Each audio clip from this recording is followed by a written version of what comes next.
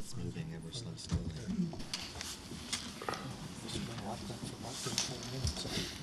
I'll let you use mine.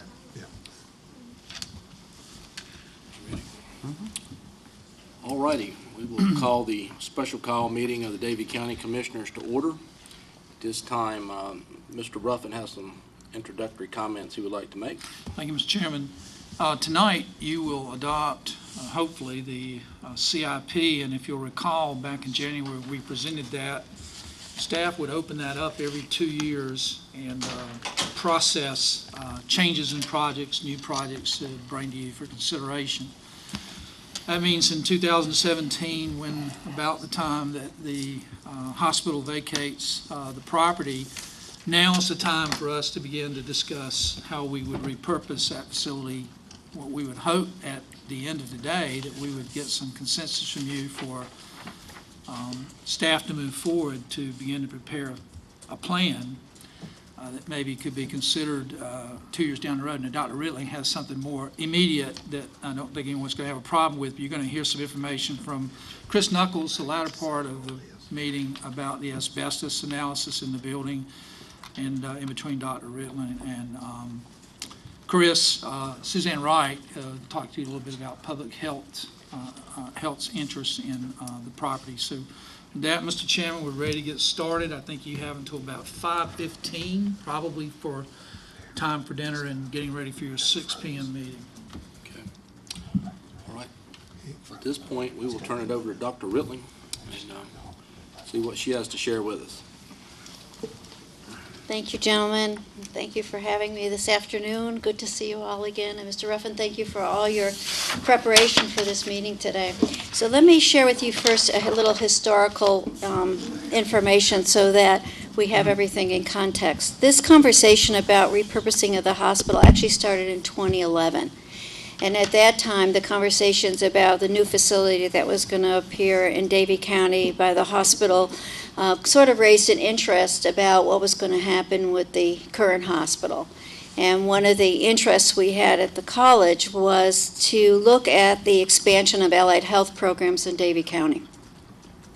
One of the things that we have learned through a variety of studies that we have done, that there is an interest in advancing and also expanding the allied health programs for the region. And we felt that Davie County was a perfect site based on our relationship at what was happening with Baptist Hospital and what we could do. Two programs emerged particularly as being of interest, and one was a surgical tech program and also a central supply certification program. And part of the reason those programs were of significant interest was if you looked what was happening at the new hospital facility, ambulatory surgery was really going to be one of the peak interests and one of the peak areas of that facility, then going to full bed service.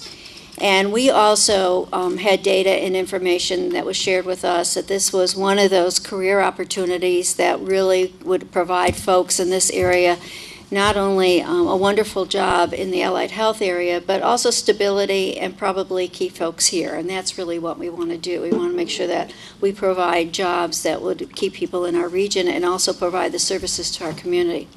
So we had this conversation. We felt these were two programs that warranted some consideration. We went to the State Board of Community Colleges, gave curriculums, and we received permission to offer these two programs at Davie County. And we're able to do this in Davie County because we've been given permission to treat the Davie campus like a regular college campus and offer certificate degrees and diplomas. And that really is a plus for this facility.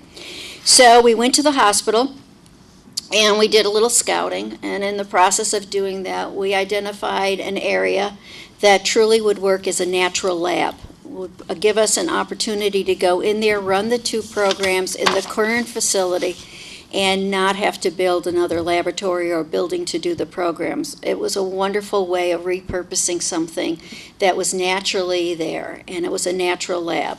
So if you look at your handout, and I believe you had it in your books, you have two drawings. One that says subleased hospital space until 2017.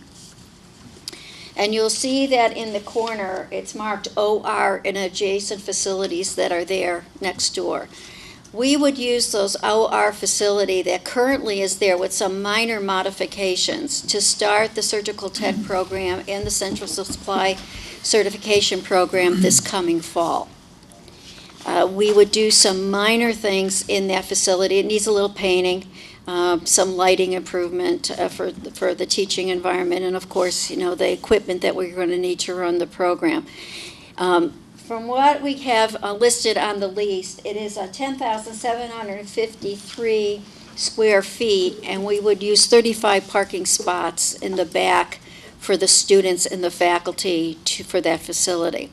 We would occupy that space until all the services that are currently there move to the new hospital facility, and at which time we'd like to have a partnership relationship with the Public Health Department and also with the college.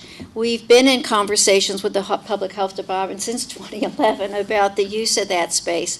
And you'll see on the second handout, which says beginning in 2017, we would also take on some additional space in that facility. And we would be interested in the radiography department and also in the ER. On that schematic, it shows that we would also use the space of the morgue, but I've heard from the Public Health Department that we could not take that morgue space on. It's needed for the health department here in Davie County, which is fine. At one time, we thought we might take on some funeral services as a program that we could offer at Davie. There's not many here in North Carolina, and there was an interest in that, but at this point, we'll relinquish that concept. So that is where we are. We are asking you for permission to go into that facility, doing some minor changes this summer so that we can proceed with these two programs. We are advertising and recruiting students. We do have student interest in these programs. We also have a full-time faculty member, and we are seeking we have sought and have been granted North Carolina Community College System Authority, and we're also seeking accreditation authority from outside agencies that accredit these programs as well. So we're ready to go with your permission. We've had conversations with Chad Brown and also with Baptist Hospital on a number of occasions. We have a lease agreement arranged and worked out between the attorneys between those two facilities, and things are ready to go with your permission to kind of go in the facility this summer and get started.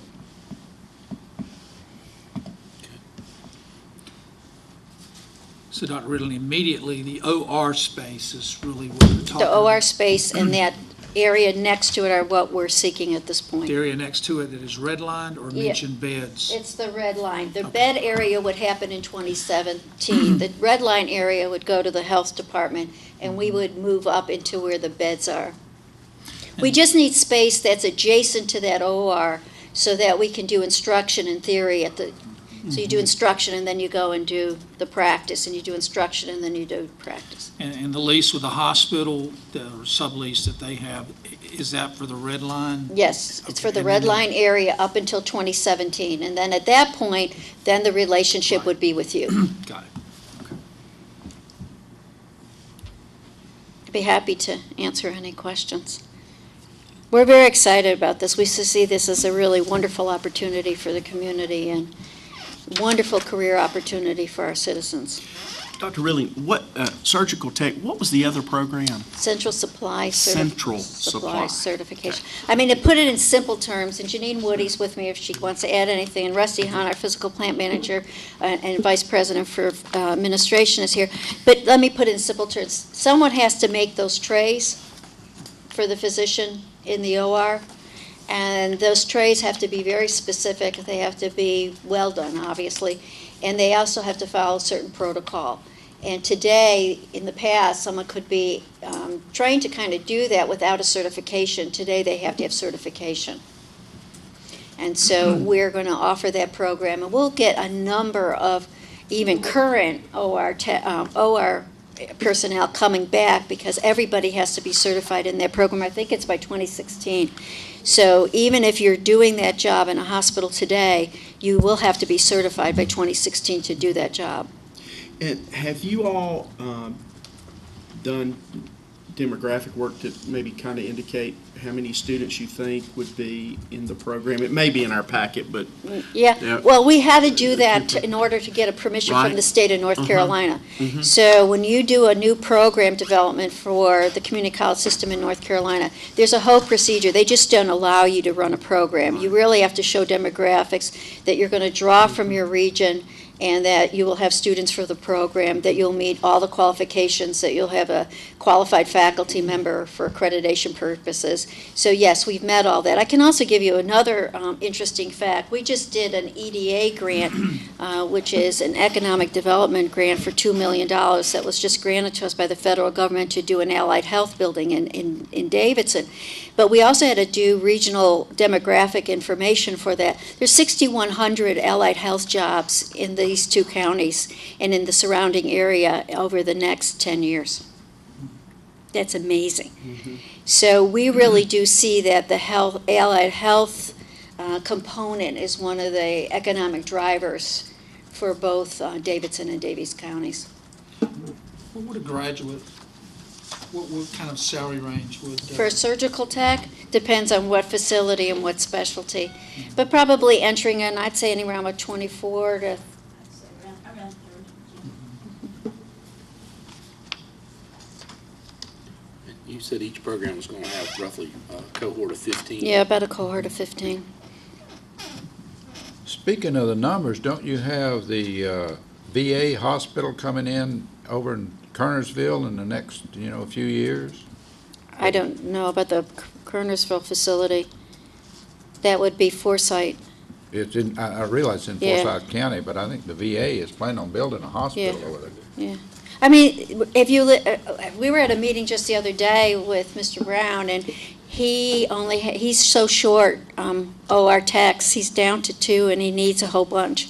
And he says, can't we get this started sooner? I mean, it's just one of those things, it's the ambulatory surgery is really just taking a real foothold, and many, many more things are being done. And it's going to be a real focus, particularly for the new facility on 801 is, orthopedics, ophthalmology, and everything else that gets expanded from that. And, there's a real need for these positions. And people stay in them. I mean, they're wonderful jobs.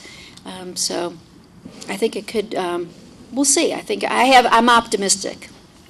I have to be. One of the things I like about this, Chad's comment was very encouraging because that lets you know the market's there, but in a way, this sort of connects the old hospital with the new. I think that's really important, my message for our community, that there's still a relationship at play that's going to produce some fruit and yield some results.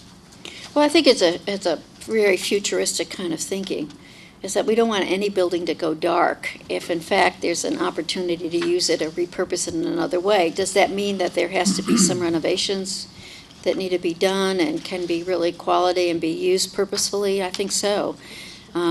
We would not be able to offer these programs, I'll be honest with you, if we didn't have this opportunity, because we don't have the labs to do them.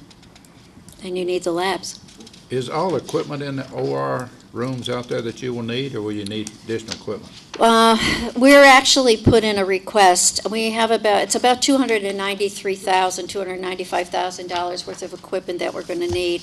We had a wonderful conversation with the Davie Foundation about helping us with that equipment need. We also heard that the hospital may be able to help us a little bit in either helping to reduce the cost of their purchasing of the equipment, or they may have some of that equipment.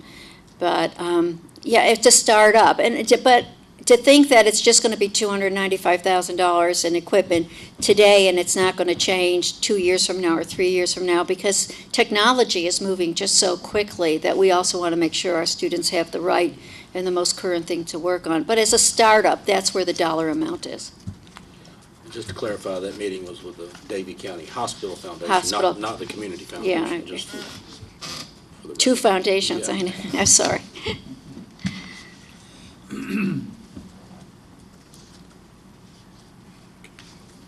Any other questions for Dr. Rittling or her team? May I ask Ed a question? the sublease that they have, would we have to approve that, the board? Would they have to approve that sublease under our lease agreement? That would have to be approved under So- our lease agreement. You know, and I have two different areas within that I need to discuss with the board at the appropriate time. So we need to be sure we don't, Oh, yeah, absolutely, yeah. part of the solution, not part of the Right. problem in terms of the timing of that Yeah, view. exactly. And our goal would be, based on all your conversations, we graduate on Saturday, May the 16th, and we really need to giddy up and get ready because students will come in August, in the first part of August.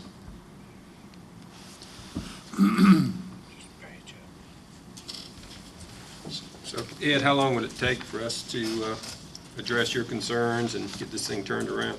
Well, you've got a copy of the lease, I believe, in your packet itself. We do. And, Yeah, just page up. the only areas that I had a concern with was item number 5, where it says the landlord under the base lease has obligations to sub-landlord regarding repairs, maintenance conditions, sublease premises. I do not believe we have any obligations under that, and just want to have that clarified, that it was whatever obligations we had under the original lease. And then 6B, insurance requirements on the $1 million. Think we ought to be named as a co-payee on any insurance policy that they have with the hospital in case they were to sue the county, the hospital, and the community college, that all three of us would be covered under that. And if you agree to those changes, which are really quite minor, then we just need to know that, and then we can have our attorney work with the hospital, and we can get those changes done. We could, board willing, we could put that on our June Sure. agenda for approval. That'd be great. And that's all the things I saw when I read the lease itself, or the sublease. So the June 4th timeframe would work for you? Mm-hmm. Okay. That would be fine. And we will do the painting and the minor things that are going to happen in that facility, and we'll use the allocation that we got from the county to pay for that. I think it's a great idea. I commend you for coming up with it and doing all the research, and I don't hear anything major in terms of the amendments we need to have to the sublease. If you're willing, we'll go ahead and work with Dr. Ridley and Chad Brown and whoever we need to work with to get something on your June 1st agenda. I think it's a great opportunity to anchor the old facility down there to step one in it not going dark, so I'm excited about the possibility as well.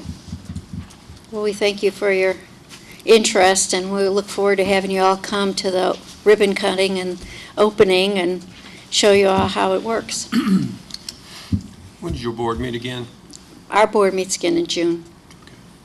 We have graduation, so we do not meet in May, but we meet in June.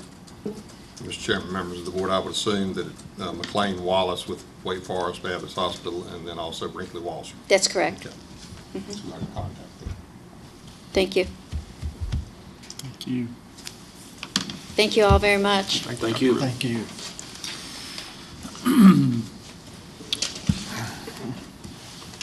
Suzanne, let me ask you if you wouldn't mind, address that morgue issue just Okay, that's a, briefly before the meeting. You mentioned it to me that it's actually a state law. yeah, it is, and it's actually at the tail end of my presentation, Okay, so if good. you want me to, So you're going to address that? I That's will, good. I'm actually the spokesperson for 3 departments today, so I'll get to the EMS and the DSS part in just a second.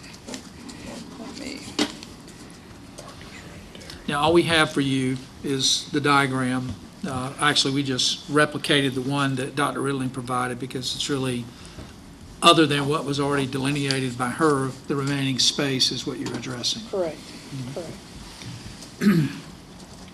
Okay, as I mentioned, I like to show a lot of visuals, just so you'll know what we're working with, but as I said, I'm speaking for about 3 departments today, so this presentation is as much for the Department of Social Services as it is for Public Health. We currently, DSS and I currently share 2 buildings together. I think they actually have 3 buildings, but we share 2 together. And in the public health side, we have 31 staff and about 22 programs going on in the left-hand side of that building. And then we have 18 staff in the annex. This picture right here is is our nurse's office. We have 5 nurses sharing one office space. And so making calls to physicians and talking to the state lab and state folks, it can get a little confusing at times with 5 people sitting in that area after clinic hours. In addition, this is our clerical space where we check in patients. We have 4 different clerical staff members housed in that one space as well. This is our conference room downstairs that we also share with DSS. And even with the tables out and the chairs side by side, we still have staff members standing in the hall during staff conferences. So it's a little small for both DSS and public health. This is our nurses station upstairs, so if you wonder if they have a place other than their office space downstairs, it's upstairs and it's standing room only. That's where they get information from the North Carolina Immunization Registry and get fax copies from physicians. So it's not an ideal space either way for our nurses. These are 2 of our dietitians. They also share office space. And then, if you will, there are 2 different records rooms. We actually have 3, and we have 2 storage buildings out back. I actually priced that about 4 years ago, and it was going to cost about $500,000 to get those scanned and stored off-site. I think Tracy recently had a flooding situation where she had records that got soaking wet, and they had to ship them out of state. They're being frozen right now, I think frozen, and the transport alone was about $15,000. So according to our records retention rules, we have to hold on to these files, even though we have electronic records now. Some of those records I have to hold on to for 90 years. So storage space is a problem with us with records. Even if we don't put anybody new on paper record, I still have records that I have to hold on to for quite some time.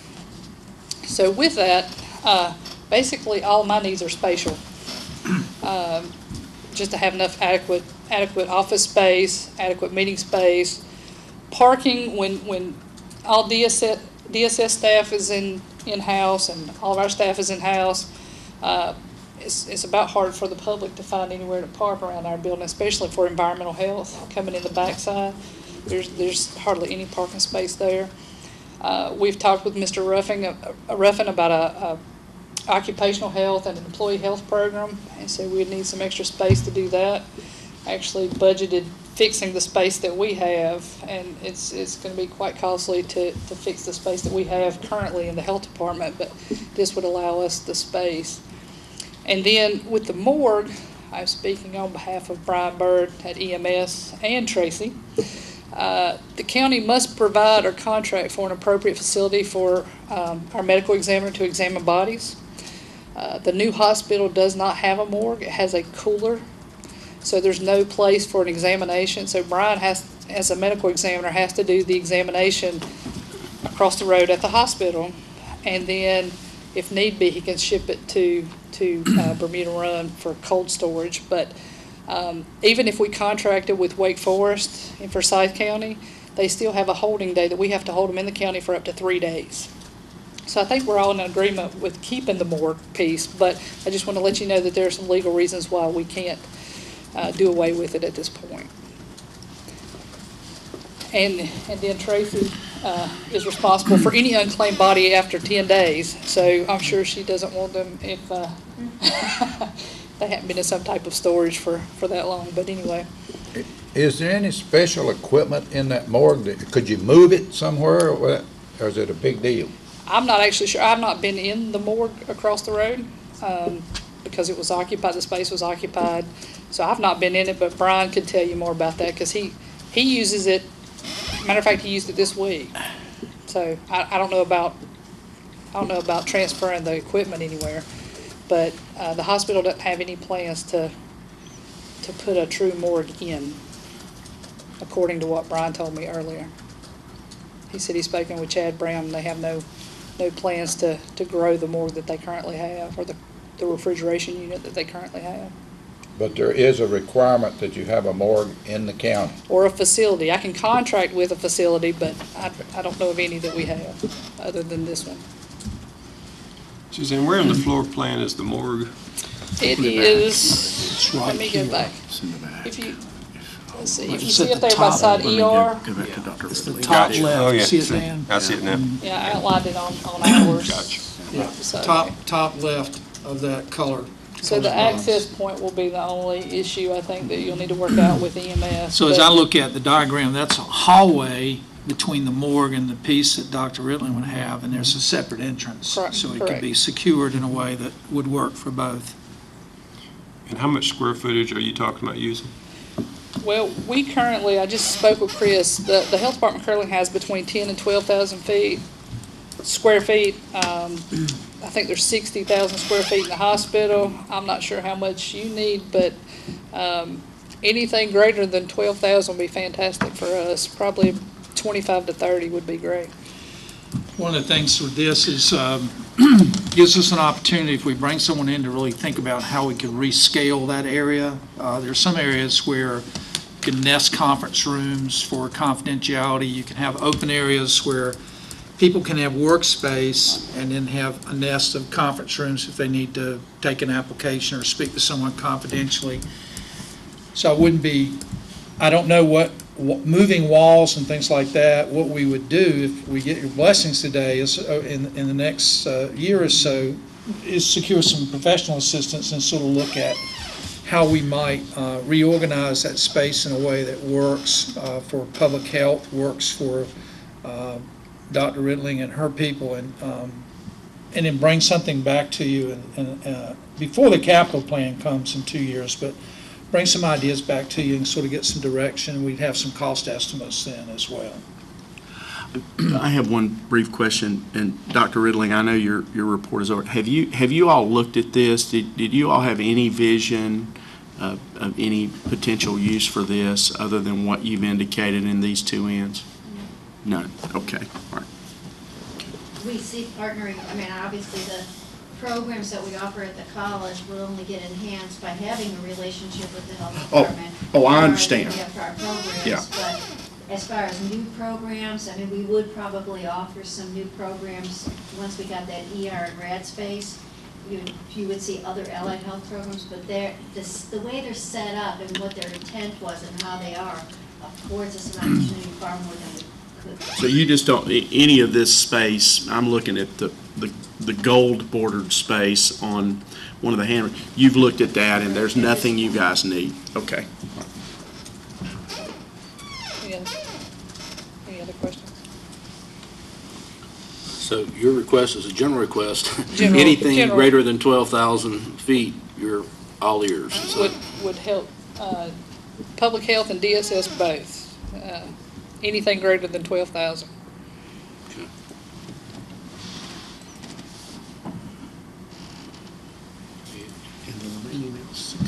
Tracy, have you got anything you would like to add? Remaining amount is I don't have any 60,000 square additional feet. information other than to add my comments to everything that Suzanne has already said, that we're 60,000 bursting at square the feet. seams. We have staff on top of each other. It's very difficult. We have a requirement for confidentiality that we simply aren't able to meet right now. So any consideration would be appreciated.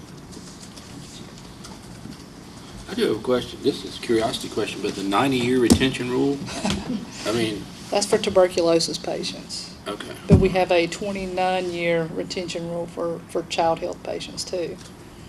So,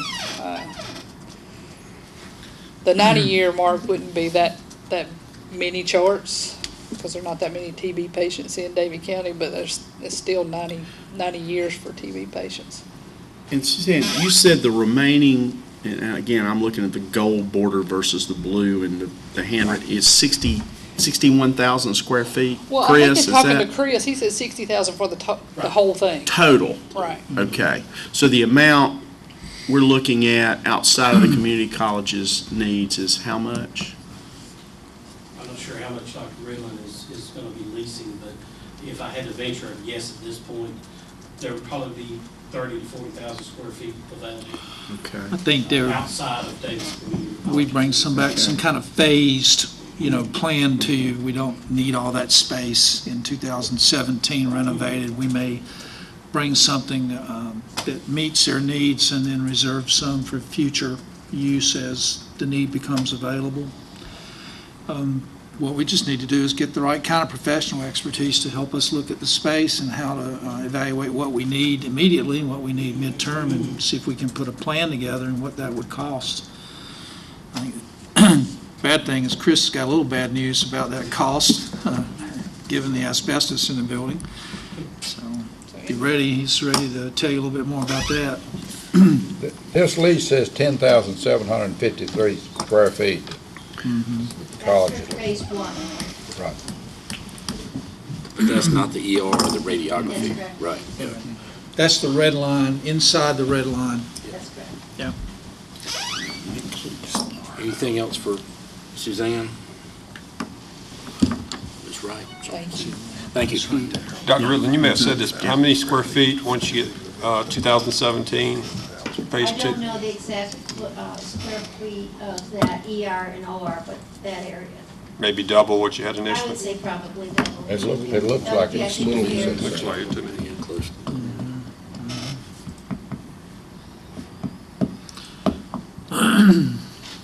Okay, yeah, it's kind of fitting that she ended her presentation on the morgue.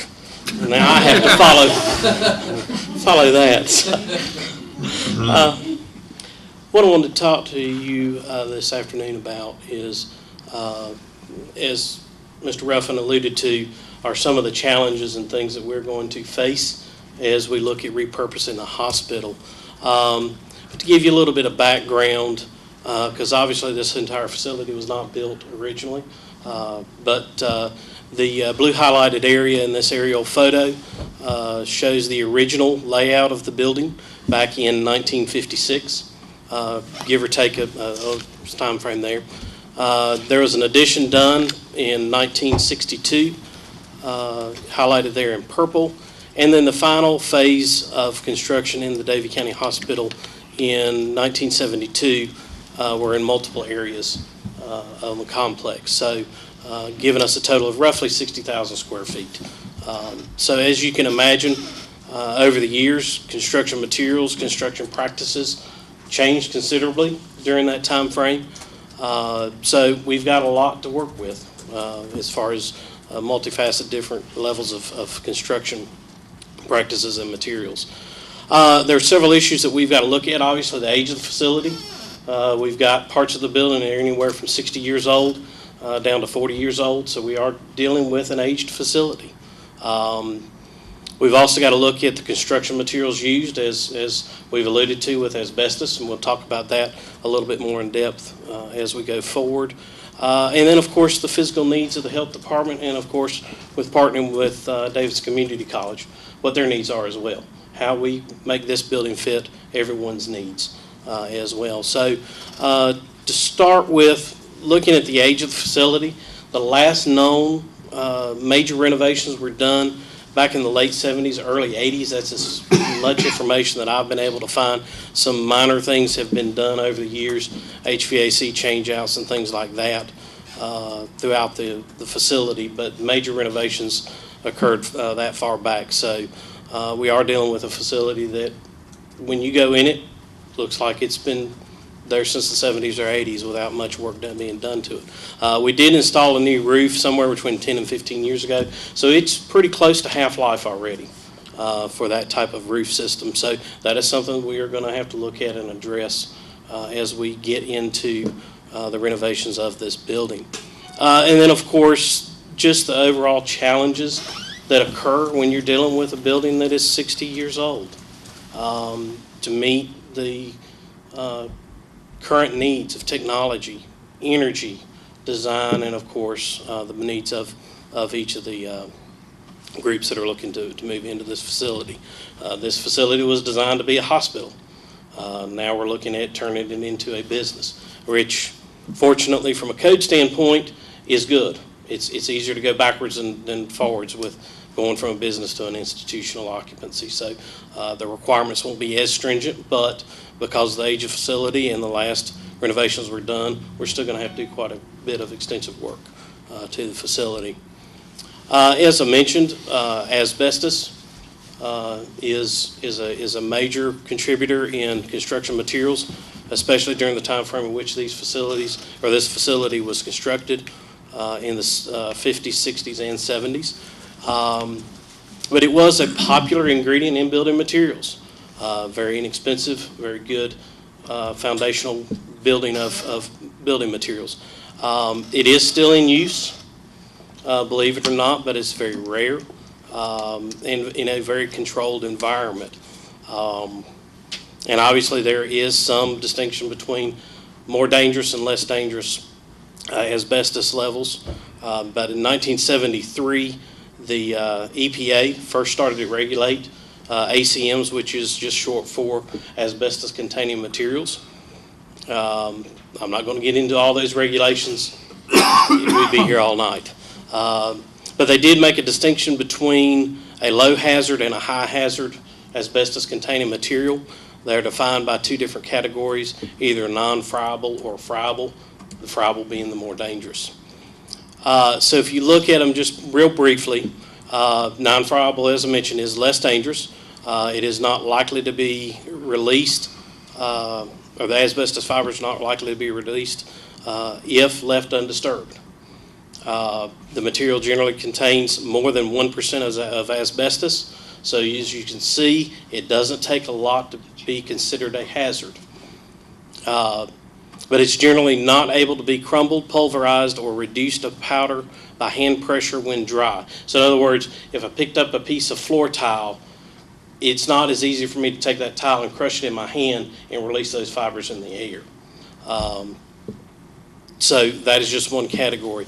Non-friable ACM is not exempt, however, from a friable characteristic. In other words, over a period of time, as it degrades, as it is damaged, as it is worked with, it could reach a state which is considered friable. And then, of course, there are two categories, Category 1 and 2, that the EPA defined with a non-friable, which basically just means one is less likely to turn to a friable and one is not. In the friable state, obviously, is the more dangerous. It is likely to be released into the air when disturbed or damaged. Again, it contains more than 1% of asbestos, which is able to be crumbled, pulverized, or reduced to a powder by hand pressure when dry. Most commonly, the friable material is found in insulation material, fire-stopping materials, things like that, that are just a loose material, is what that boils down to. Like a round pipe? Like round pipe fittings and things like that, pipe insulation. This particular picture here shows fireproofing that has deteriorated over a period of time and fallen off the walls up above the ceiling level and is laying on the ceiling tile. So as you can see, that is considered friable. So therefore, it is a more hazardous asbestos that we would have to deal with. But in our process of asbestos and asbestos abatement, in other words, removing the asbestos from the facility, the first step would be to conduct a survey to determine, number one, are there ACMs in the building? And then, of course, you assess the level of hazard. And then, of course, design your plan of action and then do the abatement of the ACM.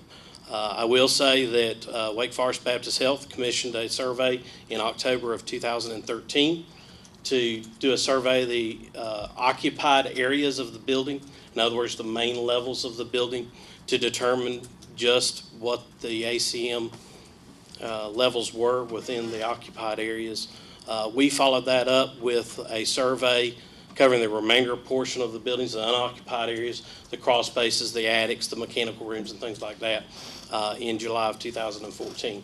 And unfortunately, as you can imagine, there were ACM materials found. So most of what S&ME is who we contracted with found were to be or were considered non-friable.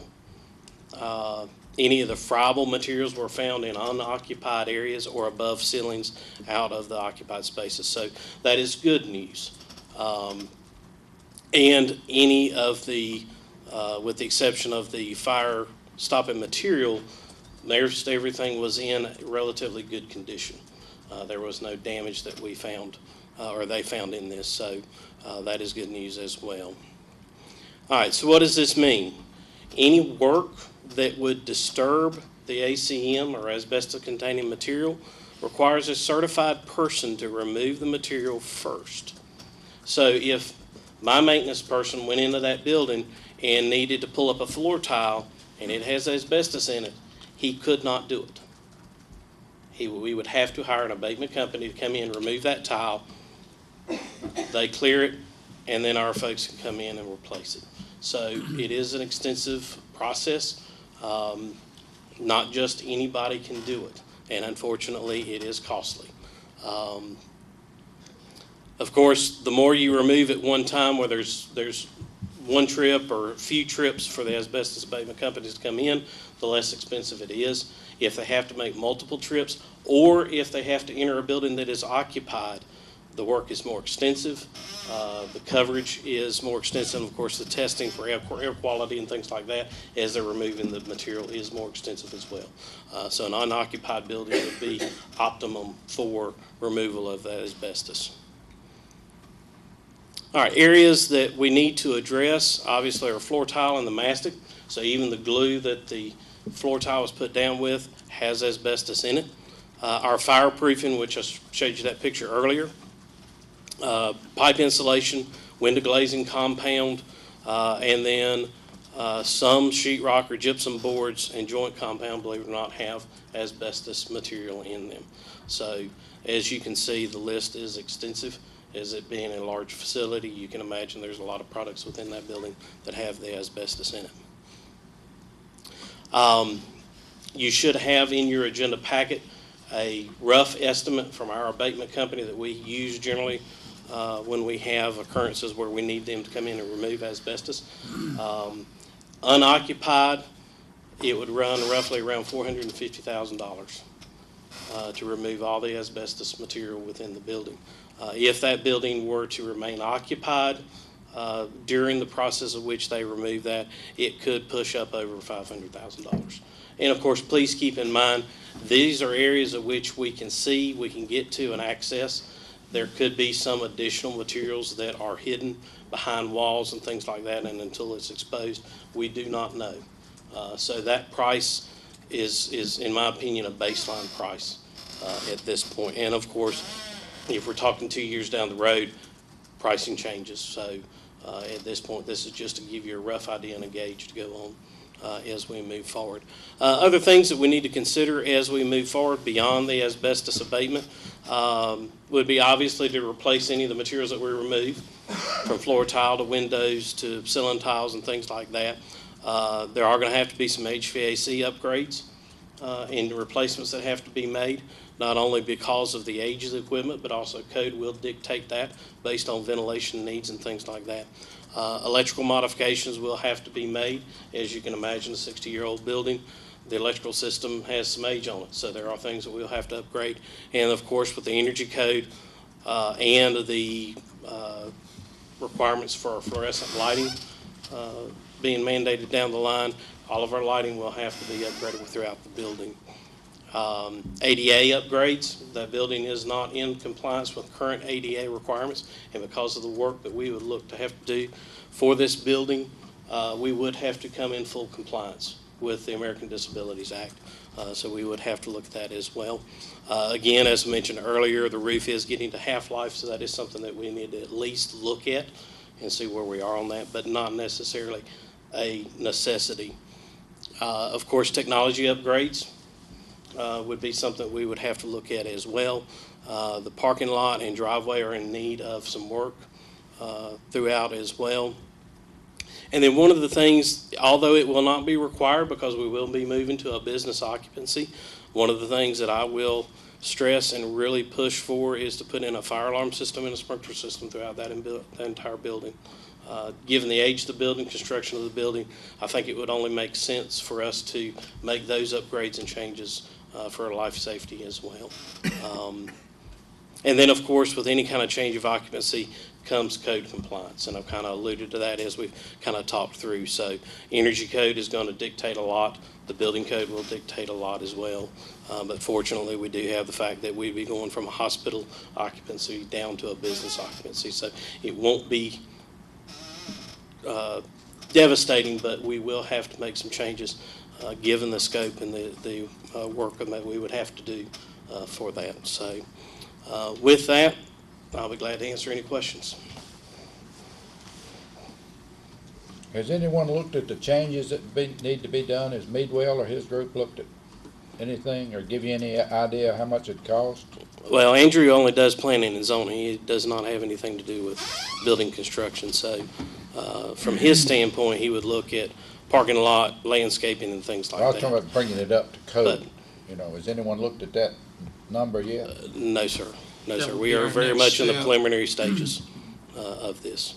That would actually fall back to me as the Director of Inspections.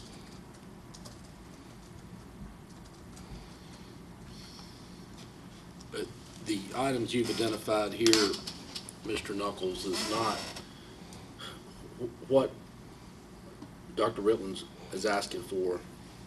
None of the items that you have spoke to here are anticipated in that space. No, not currently. Not currently. If their plan is to basically move in as is and maybe do some painting and minor upgrades and things like that, unless they disturb some of the materials, which it doesn't sound like they would, no, they could move in as is at this point.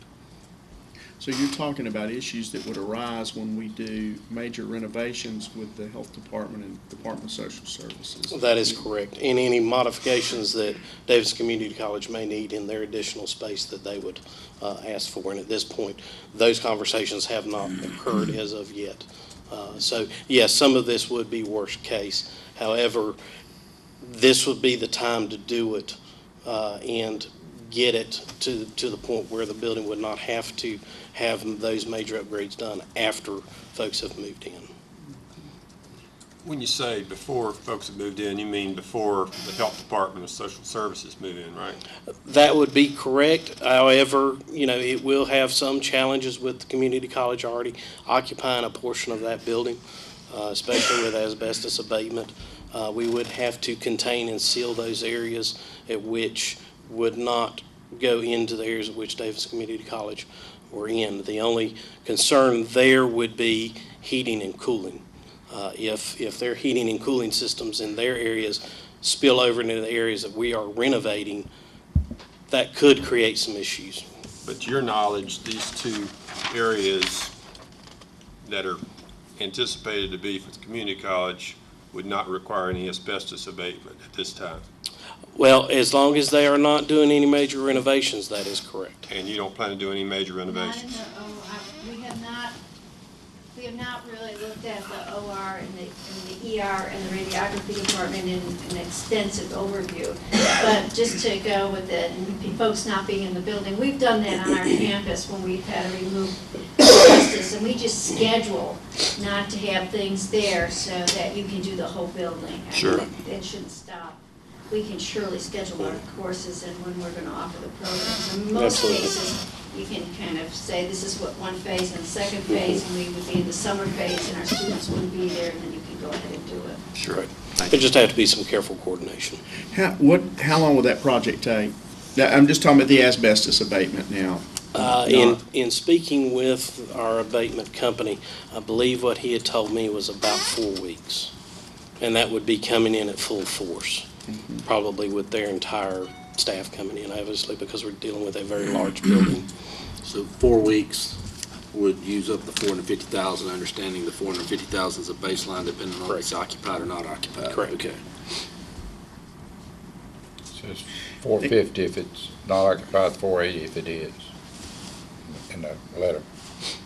And Chris, if we're going to disturb this in phases, what would that, I mean, obviously I think your recommendation is we go in and do it all at one time.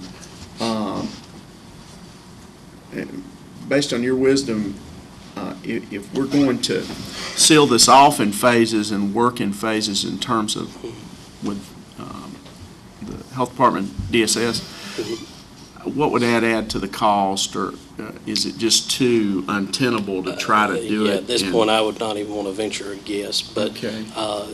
basically, essentially, the way asbestos companies have always told me, every time they have to mobilize, they have to basically start at base level.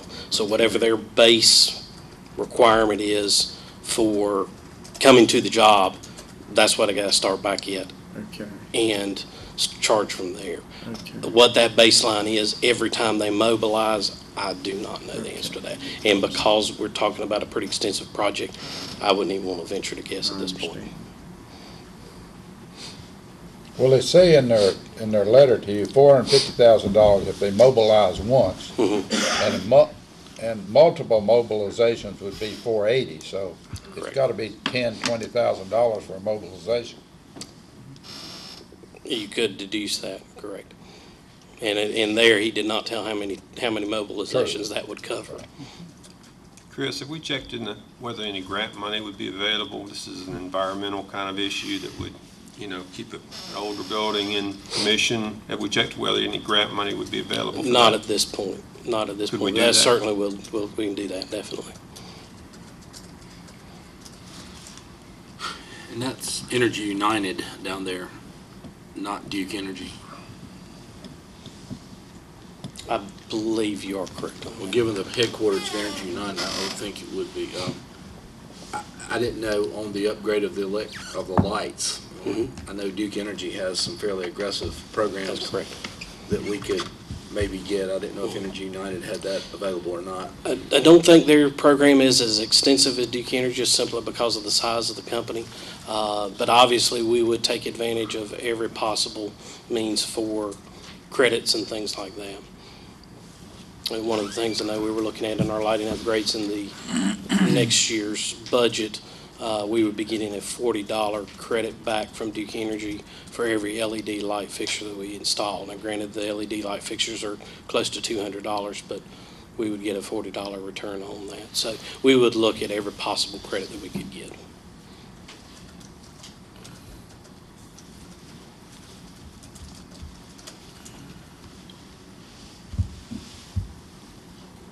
What we're saying is we really don't know what it's gonna cost to do this at this stage. No, sir. No, sir. So if we start moving any of the other departments of the county in, we're gonna have to do more work. That's correct. And I think, as Mr. Ruffin said, I believe at this point, to be able to start really getting into that direction and, partnering with Davis Community College and the health department and so on, I think it would be prudent for us to hire a professional company that can come in and do that for us and start working towards getting some rough ideas for that. Because at this point, we do not know the full scope of the work that will need to be done beyond the abatement of asbestos. We have some time to do that. So beyond the commitment we'd make to the college, we just simply would like to get your blessings for the staff to maybe look at that. I would look at maybe an appropriation in next year's budget of a small amount to get some professional assistance to help us evaluate. Maybe bring some options back for you to look at and respond to, and then we'll go back and do more investigation based on that. And then by 2017, when you open up the CIP, hopefully we'd have a plan about the time they would intend to vacate the property that would make some sense to you and to everyone else.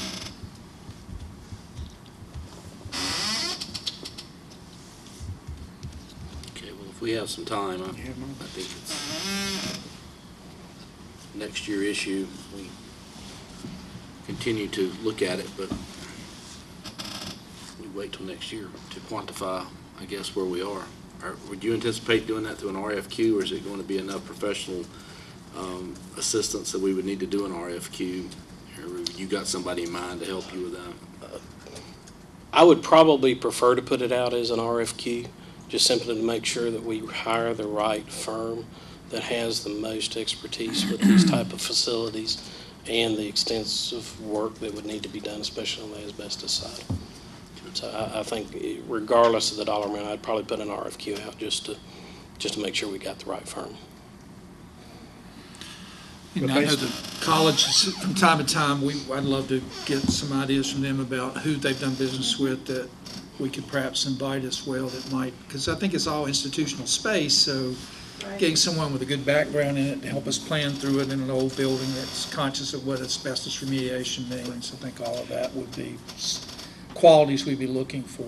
But at this point, we don't have any obstruction to them, to the No, community sir. college moving No, forward. sir. As long as they are not going to disturb any asbestos-containing material, it is not a problem.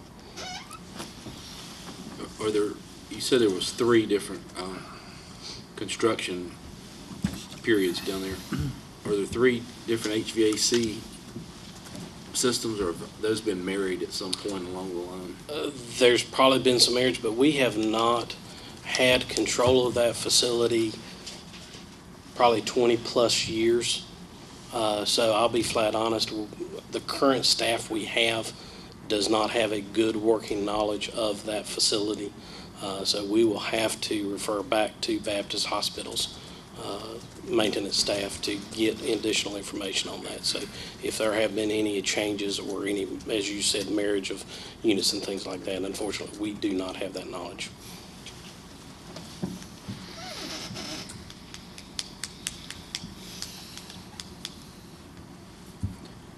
Any other questions for Mr. Knuckles? Thank you. Great job. All right. I think that's all we have on the agenda for the special call meeting. So, Mr. Ruffin, you got anything you want to close with? No, sir.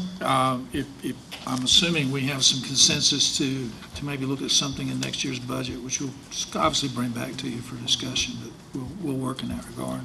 And I think we have consensus to formally approve the community college request at the June meeting. So Ed, you'll be getting in touch and making sure we have that ready for June 1st meeting to approve. Okay. If nothing else, Thank you very much. thank you. Thank you. It's exciting. It is exciting. I guess we are adjourned. If you have any questions, just. Thank you, Dr. Ribbon. Thank you.